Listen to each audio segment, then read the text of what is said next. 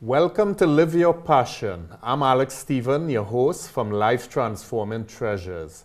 On Live Your Passion, our guests share their stories and challenges and how they embraced and overcame them.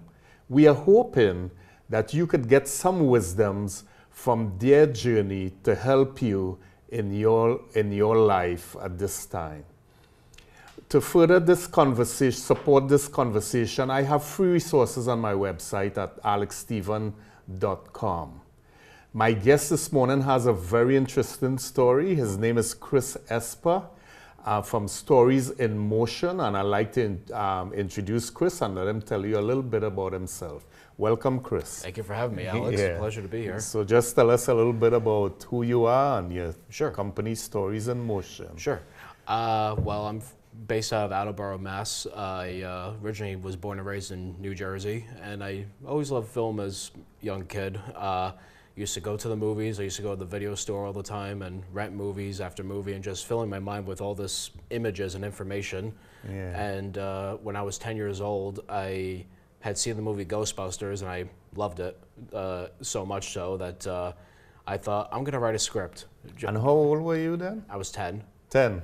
Yeah, I was 10. So I went, and I really liked science fiction and comedy. I was a big fan of Robin Williams. I still am to this day. Yeah. So I wrote a screenplay in that same vein of a sci-fi comedy like Ghostbusters. Excuse me. It was about a boy and his robot. And so I wrote this little script called Boy Bot. It was like only 30 pages long. And I thought, okay, I wrote this script, and I told my fourth grade friends, guys, I wrote the script. We're going to make a movie. We're going to make a movie. And all my friends were all excited, and so I thought, okay, the next logical thing to do is send it to Hollywood. I'm 10 years. I'm 10 years old. I tried to get the producer's name off the credits of the Ghostbusters movie, so I submitted the script to him, not knowing that I needed an agent. And first of all, much longer script than what I had. I mean, it was only 30 pages, so.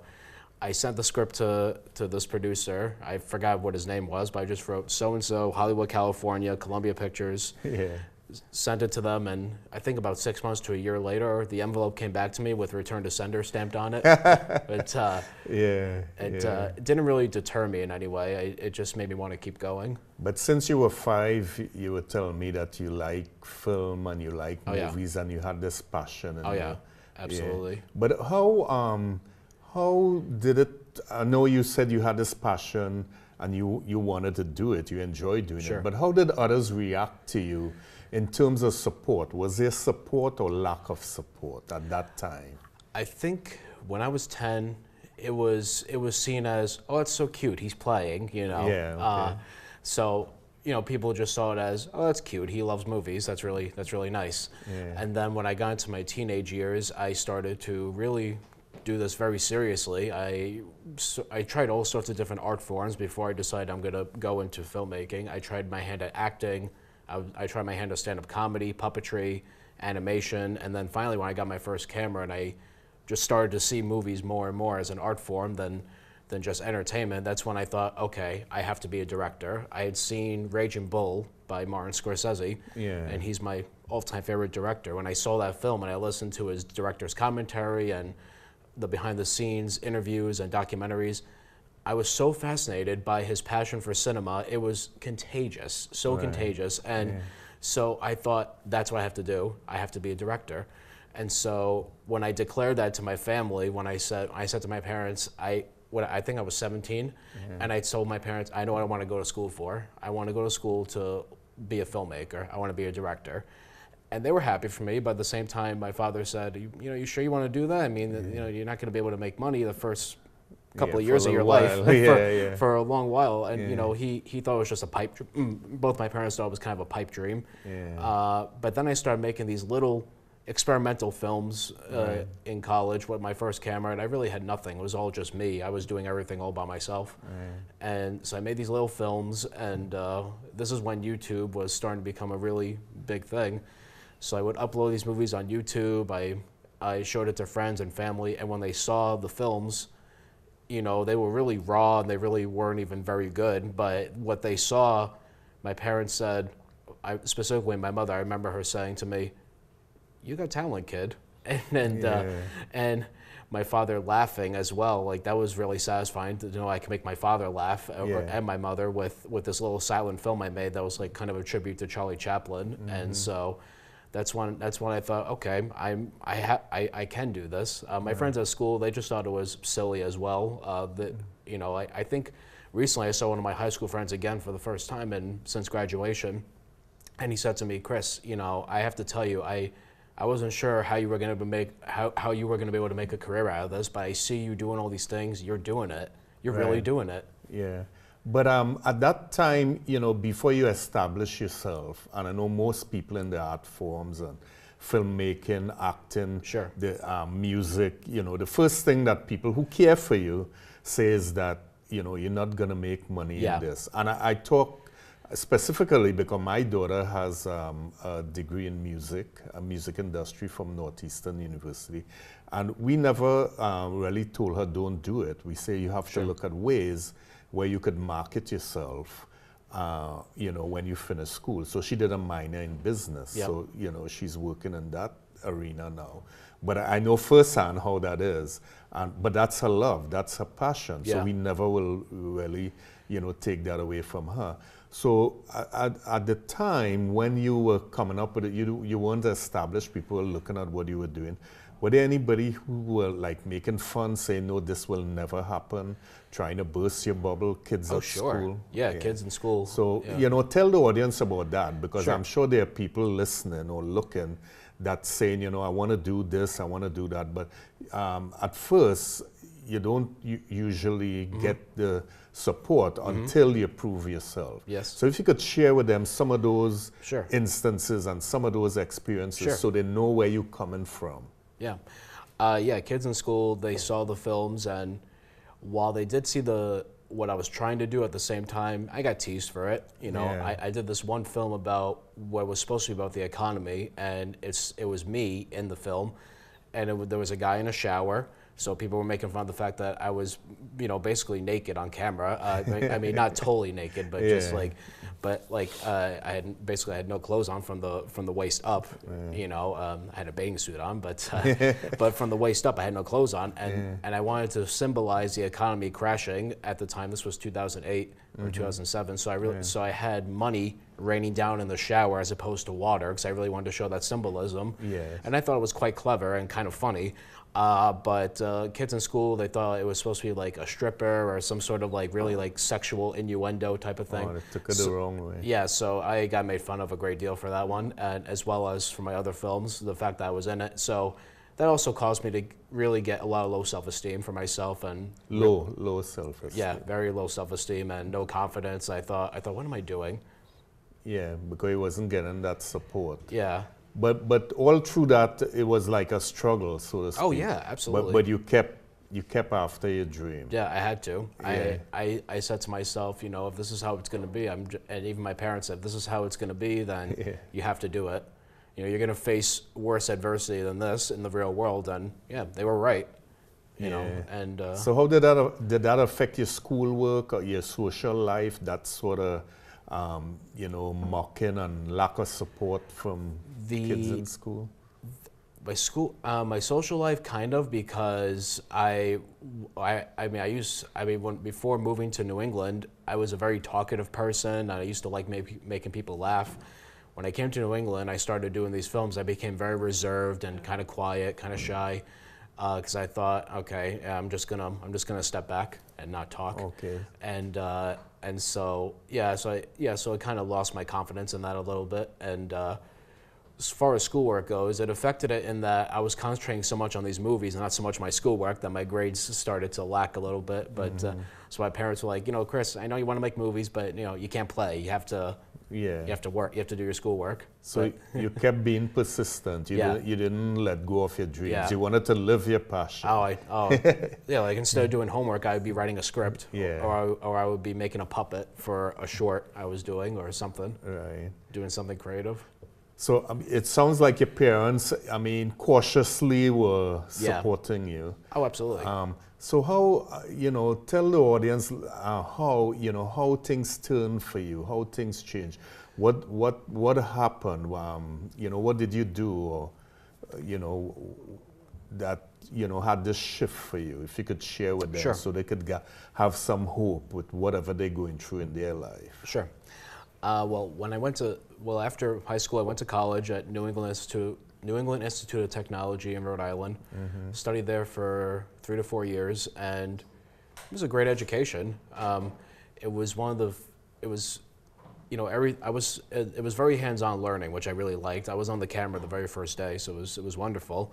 But even there, I mean, it wasn't a film school by definition. It was more they just offered TV and video production.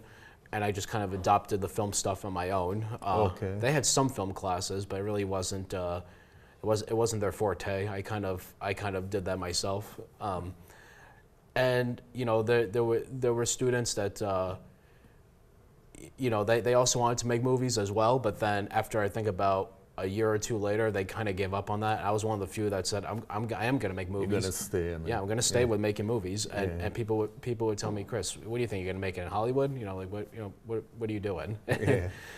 So that was a more supportive environment versus high school, I assume. Yeah, because it was people same sort of like-minded, so to speak. It was, I mean, to a degree. I mean, there were some students that again felt, you know, like, oh, you know, what are you going to do? You're going to go to Hollywood. You're going to do this and that by going to New England Tech. Yeah. I'm like, and I tried to tell them, you know, guys, it's not the school you go to. It's your talent. It's your passion. It's your determination. Exactly. You know, you could go to the greatest film school in the world or any great college in the world. It doesn't mean that that it doesn't guarantee anything. It doesn't guarantee you a job. Doesn't guarantee you talent. That's within you. And how you apply it. Yeah. Yeah, that's great. So you had like anyone in college now, you were in this environment where most people, some of them dropped out, but they came for the same purpose, so to speak, that really supported your dream now and try to help you. Yeah, this changed when I met my best friend, Rich. And at the time, he was making his second feature film. It was a comedy, and he needed a couple of interns.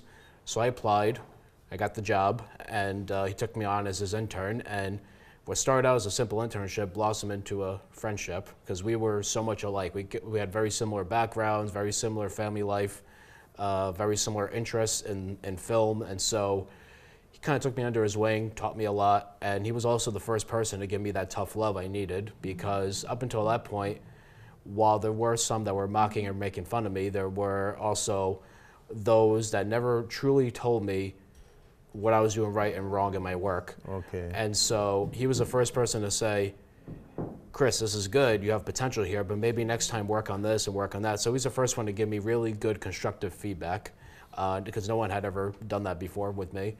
And so it was a good learning experience, and he gave me a lot of tremendous opportunities to flesh out my potential to direct some comedy skits and direct some films. He let me use some of his actors for my own film I was doing at the time in college. Wow. So it was... and he was one of your teachers? Yeah, he was one of my did mentors. You approach him, or did he see something in you, your talent? How did that happen?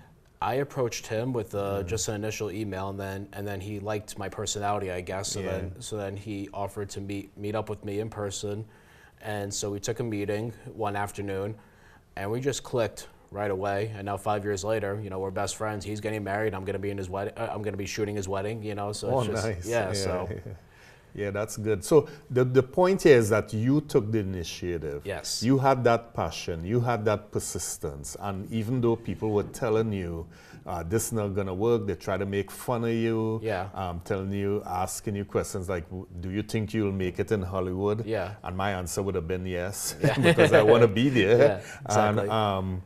And you took the initiative. That's what I want people to hear. You have to take the initiative and look for mentors, look for people to help you. And I've seen it in my own experience. When you ask people for help, they will not say no. Yeah. People willing to help you. And that's how they get to see more of your talent. Yeah. And a good point you bring up, when you ask people for help, don't expect them to be all nicey, goody-goody all the time. Yeah. You need that constructive criticism to grow. Absolutely, and that's something I learned the hard way myself, because I was somebody that thought, oh, I could do no wrong, you know. But then once I got that constructive criticism, I thought, okay, I do need to work on something. So I actually took those feelings I had about getting constructive criticism from college and from somebody like Rich or another good friend of mine, and I made a movie about it. I made a film. Wow. I made a film about the importance of feedback and how to get through adversity through critique and failure. And the film played rather well on the festival circuit. So it was a story people were able to identify with. So I took those negative feelings, I put it into film, and I had a premiere for it right after college, right after I graduated, and got a standing ovation. It was one of the most emotionally satisfying experience I've ever had. So the shift was happening, shift in terms of seeing your dreams, you know, all the things you were thinking about. I know you said like 5 years old, you like movies at 10 years, you know, you were telling your parents, and now you were seeing the shift. You were seeing evidence, it was manifesting. Yes. So tell us about, you know, you said you applied for the job, you got it, and you went out to the West Coast. Tell us a little bit about that experience. Sure. Well, it was through meeting Rich that I was able to meet this nonprofit organization known as the Moving Picture Institute, also known as the MPI. And the MPI is a organization that is all about promoting freedom through film and liberty. So they had worked with us on a web series I had directed for Rich called The Guy Going Crazy, and that show was very successful. And so they also have an internship program where you get to work in either New York or Los Angeles of a company of your choice, paid internship, so it was wonderful. I applied. I not only got the internship, I also got the chance to work in LA at A La Entertainment, and they were responsible for the movies Drive, Way Back, Mordecai, so many great movies. And so I was in LA for about 3 months in 2014, and that too was a tremendous learning experience. It was, I mean, throughout all these years during that shift is when I was still having issues with confidence in my work, not so much myself, but more in my work. And so being in LA was a true eye-opener because I thought, because it just built me up both on a professional and also on a personal level and helped me grow in a huge way. Yeah, so that was, you know, like a stamp of approval that you're on the right track, so to speak. I mean, going to LA, and how long you stayed out there? 3 months. 3 months, so that had to be pretty good. It was good, and the challenge for me was I didn't have my immediate support system with me. I mean, I had a couple friends out there and people I had met previously when I was in LA the first time, but this time around I was alone. It was the first time I was away from home because in college they didn't have dorms in the college I went to, so I really didn't get the full college experience.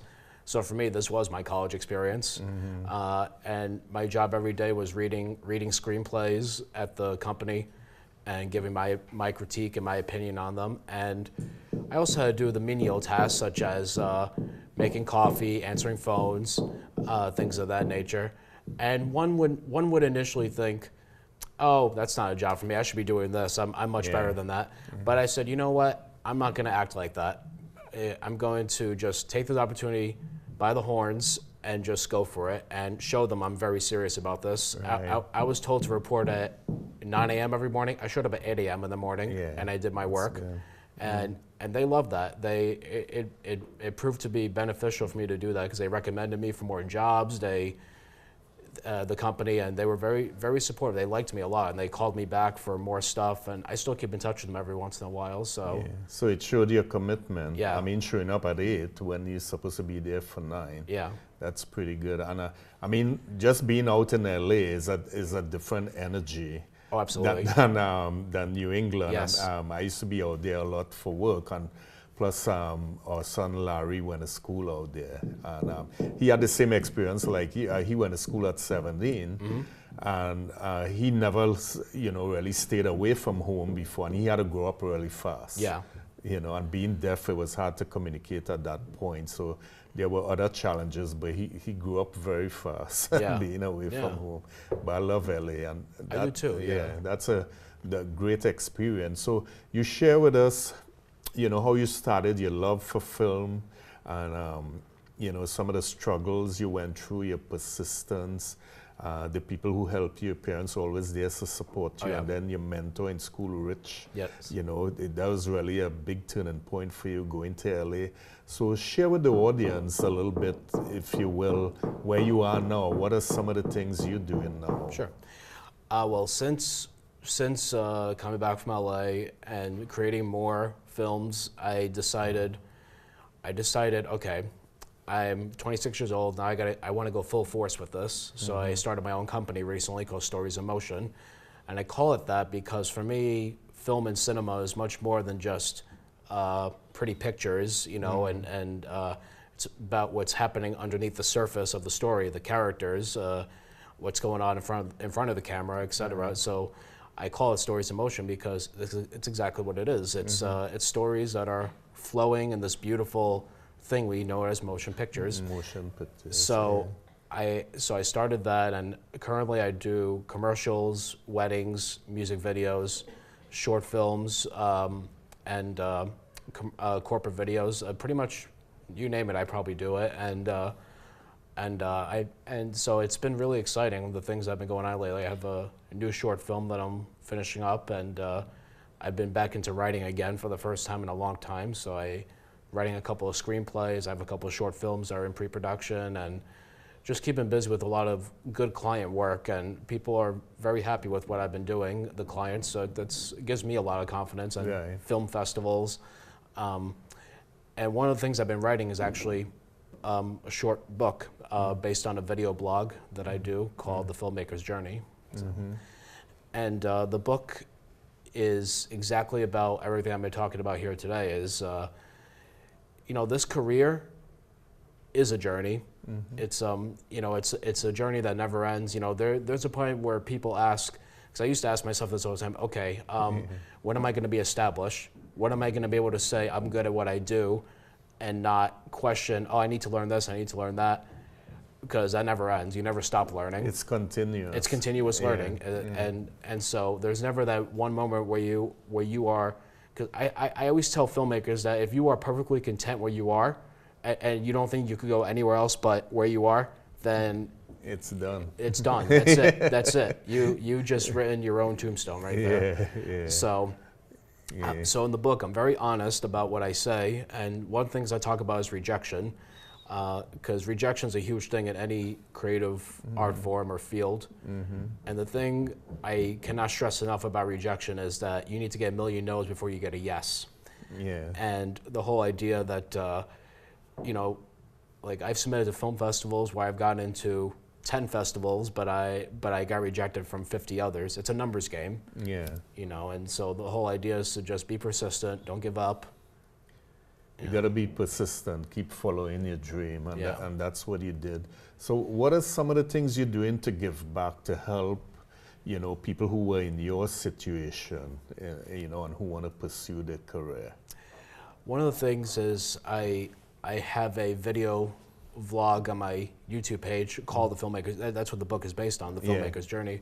And my goal is to give back everything I've learned over the years, because to be honest with you, when we read biographies of our favorite filmmakers or authors, or a book, just any biographies of our idols, I never ever see the struggles that our heroes went through. We only see the the time that they became the champion, or, Yeah, exactly. or they done something great. Yeah. I want to know about the failure more than anything else. Yeah, and people need to know that. So what they do is that's when you bridge them, their story to your story. Exactly. And they say, you know what? Exactly. I'm going through this exact same thing. Exactly. And that's why I tell people a little bit about, when you were in those challenging times, the obstacles you overcame and how you overcame them. Because people interested in the tools, how you overcame them. Yeah. How you overcame them was persistence, getting a mentor, taking the initiative, and being committed, showing up before time, not on time, before time.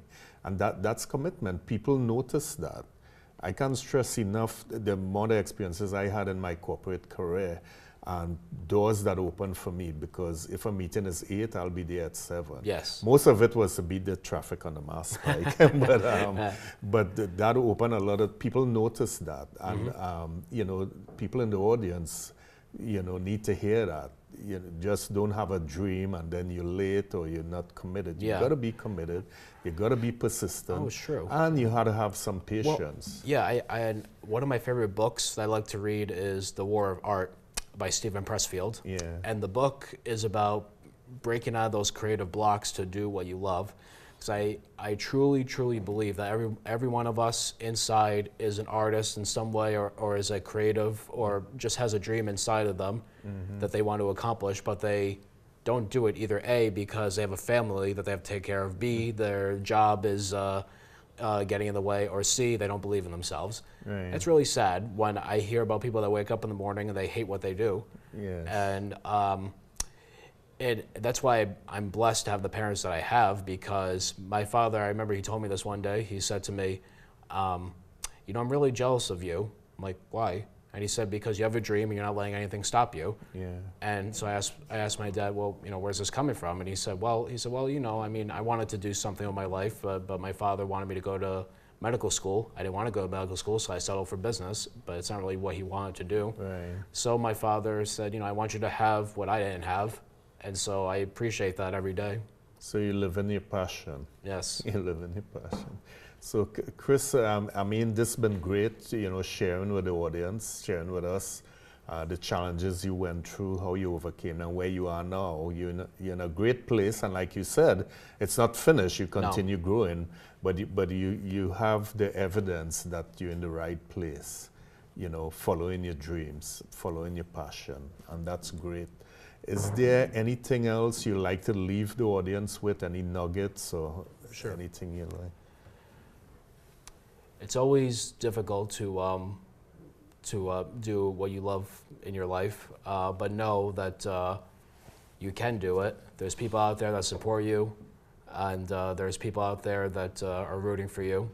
Use those people as help. Use those people as your support system, because they're there, and you can do what you love. Just be persistent and be determined. And tell people again the name of your book that will be coming out soon. It's going to be digital? Yes, on Amazon Kindle, on June 24th, I'll be releasing my book called The Filmaker's Journey, and you can find out all about it on my website called storiesmotion.com. I'm also on YouTube, Vimeo, Facebook, Twitter, all the social media platforms. Good, good. And how could people reach you if they want to reach you? Sure. My email address is info@storiesinmotion.me. That's my direct business email, and so that's how I could be reached primarily. Yeah, yeah. Well, thanks a lot. This has been great. Yeah, it's been great to be here. Yeah. One of the things I like to do on the shows when we close out is to read quote of the day from one of my books, Inspirational Life Quotes. And today's quote is, I'll read it out, is, care about what other people think and you will always be their prisoner. Lao Tzu. And I think this is so relevant to what, if you had you really did what other people thought about you, you wouldn't have been where you are today. Well, I mean, it's a sad case of conformity. Yeah. We're often told you have to be this certain way the society wants you to be. Right. You can't be something out of the norm. So that's pretty good, pretty good. One of the things I like to do, I want to give you our book, Courage in Our Hearts, A Family's Love Story. This is our story that we wrote. All our books on Amazon. If you go to my website again, free resources at alexstephen.com. You just hit books and you'll see our books there. They're all on Amazon. We have a couple others here, books. But I want to give you an autographed copy of my book. Thank you so much. Thank you so much for coming on the show. Thank you for having me, Thank Alex. you. Yeah. Appreciate it. Yeah. Again, this is Alex Stephen, your host of Live Your Passion. Thanks for joining us and see you next time.